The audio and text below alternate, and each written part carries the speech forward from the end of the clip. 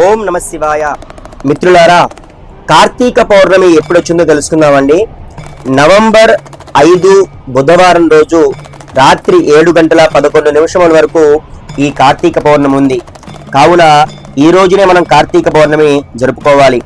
ఎవరైతే కార్తీక మాసంలో పౌర్ణమి కోసం ఎదురు చూస్తుంటారో, కార్తీక పున్నమి స్నానం చాలా విశేషమైంది.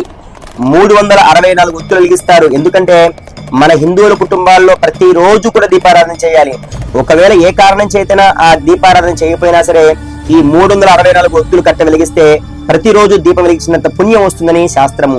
అదేవిధంగా జ్వాలాతోరణం చేస్తారండి శివాలయంలో ప్రత్యేకంగా. ఆ జ్వాలాతోరణం చూచినంత మాత్రానే మన సర్వ పాపాలు తొలగిపోతాయి. అంతేకాదు మిత్రులారా, కార్తీక పౌర్ణమి నాడే చంద్ర భగవానుడు పుట్టిన రోజు.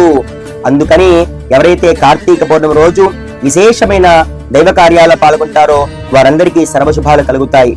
ఇటువంటి మంచి మంచి విషయాలు మీకు ఎక్కడ దొరకవు, మన ఛానల్ లభిస్తాయి. కావున మన ఛానల్ సబ్స్క్రైబ్ చేసుకోండి, మన వీడియోని షేర్ చేయండి. అందరికీ కార్తీక పౌర్ణమి శుభాకాంక్షలు. జయం.